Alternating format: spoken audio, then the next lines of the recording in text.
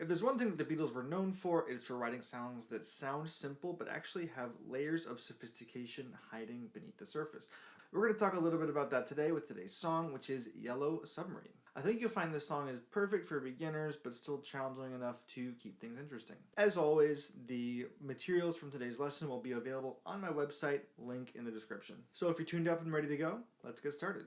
So we're going to start with more of like a simplified version of Yellow Submarine, and then after that, I'm going to show you a second way that's a little bit closer to what happens on the recording. So the verse section of this song is comprised of only 4 chords. We start with a D7, we go to a G, and then an A minor, and back to a D7. It's going to go something like this. So we have a D7, a G, an A minor, and then a D7. Now, for the second part of the verse, we repeat that exact same sequence of chords. So we go D, G, E minor, D7.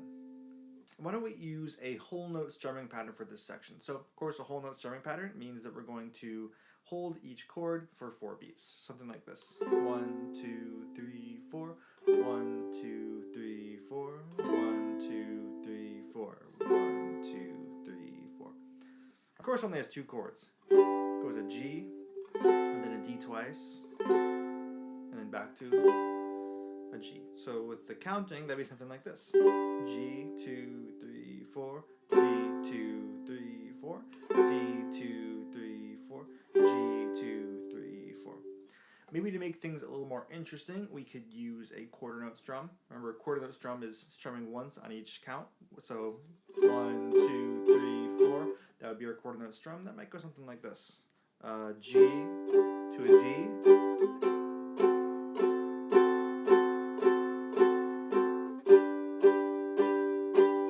And with those 2 sections, you got the whole song covered. But what if we went one layer deeper?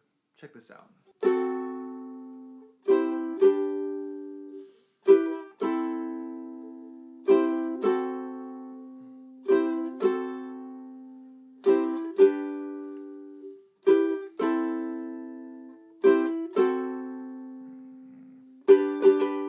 Right? That's a little different. Something changed. That is sort of a glimpse into the sophistication I was talking about earlier. So the Beatles treat those 4 simpler chords I showed you earlier as goalposts and play other chords leading into them. We can call these shorter lead-in chords passing chords. They're short chords that we play on the way to longer chords. They make the chord progression much more interesting and add some rhythm as well. So instead of going just D, 2, 3, 4 to G, 2, 3, 4, we're actually adding an extra little chord on beat 4 of every measure. So from the D7 on the way to the G, we're going to stick a C in between on beat 4. Watch this. 1, 2, 3, 4, 1, 2, 3, right? And then on beat 4 of that measure, we have a different chord. Now, I think you'll agree with me, this is a lot more interesting of a chord progression. So let's go through this a little bit. So we have a D for 3 beats, then a C for 1 beat, to a G for 3 beats, to an E minor for 1 beat, to an A minor for 3 beats, to a C for 1 beat, a D7 for 3 beats, C for 1 beat, and back to the beginning of the progression. I'm going to go through that a little bit slower in time. Check this out.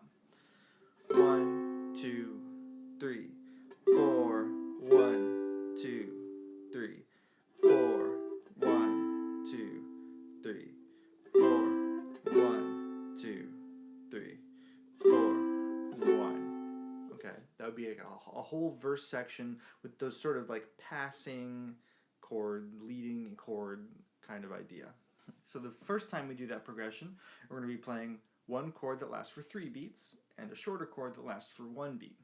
That means that the strumming is going to be just like that. We're going to play 1, 2, 3, 4. It's going to be just 2 strums per measure, a longer strum followed by a shorter strum. However, in order to keep things interesting, moving along in a musical way, we're going to switch to an 8th note strumming pattern. So remember, with an 8th note strumming pattern, we take a quarter note and divide it in half. So instead of counting 1, 2, 3, 4, we'll count 1 and 2 and 3 and 4 and.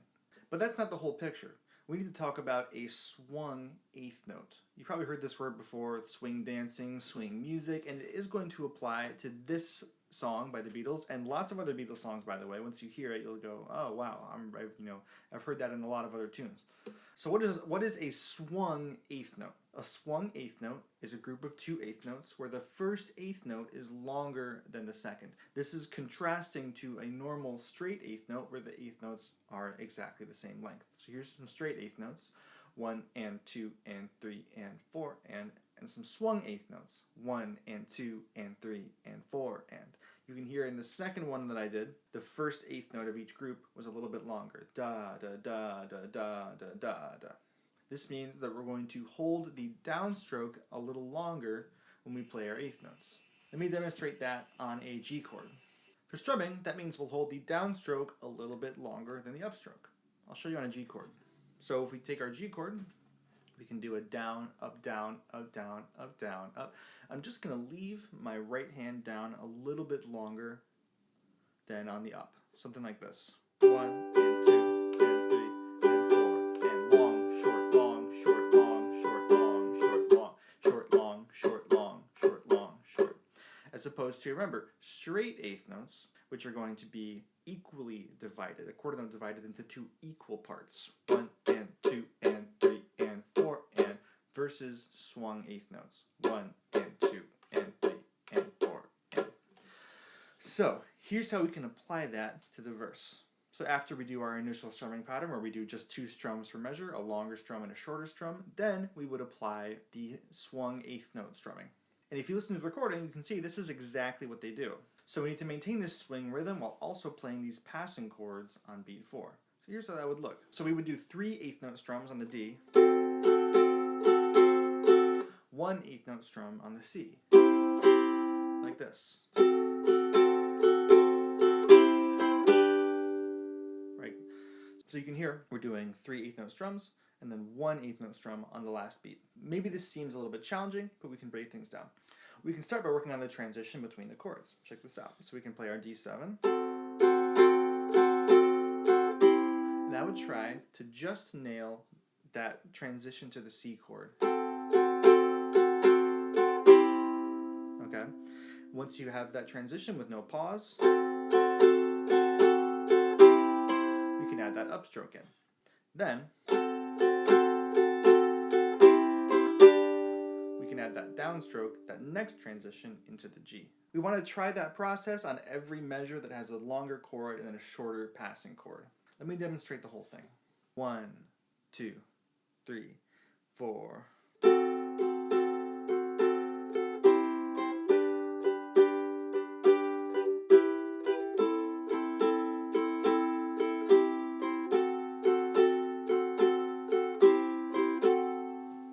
So it's not the easiest thing in the world, but it sounds very musical and it's very satisfying. Compared to the verse, the chorus is much simpler. We don't have to deal with any of those short passing chords. It's going to be just straight chord, chord, chord, chord. So like before, it'll be a G, 2 D7s, and a G, something like this. G7, D7,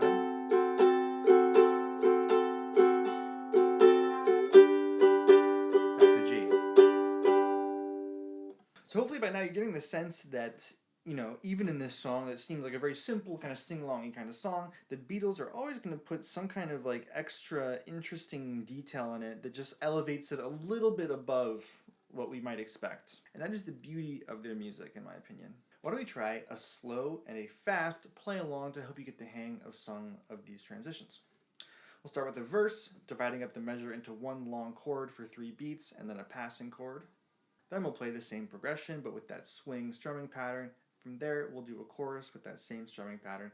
Then we'll try another version that's a little bit quicker, a little bit closer to the normal tempo. Here we go. This is the slow play along. 1, 2, 3, 4. 1, 2, 3, 4. 1, 2, 3, 4. 1, 2, 3, 4. 1, 2, 3, 4. 1, 2, 3, 4. 1, 2, 3, 4. 1, 2, 3, 4. 1. Here comes that eighth note strum.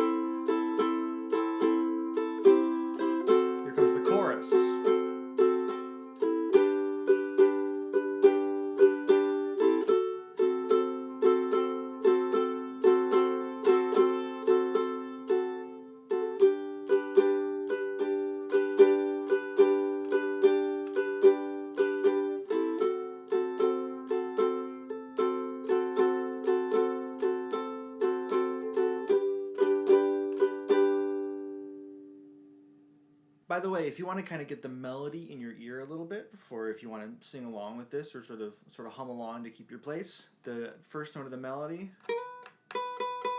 is on this second fret of the first string in the town, right? 2, 3, 5.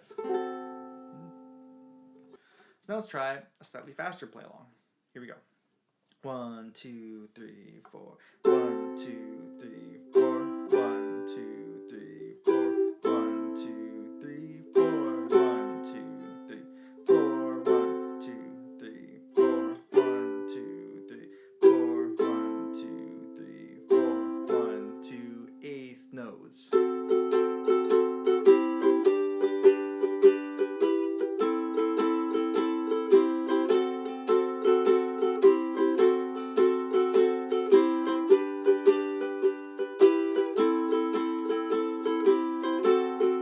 Chorus.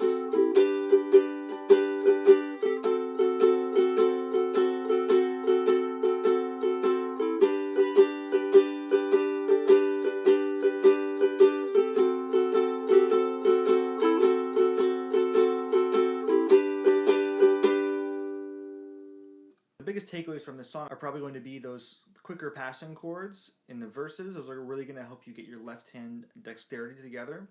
The other thing is going to be that swing rhythm, which will serve to be very, very, very useful, especially if you can hear the difference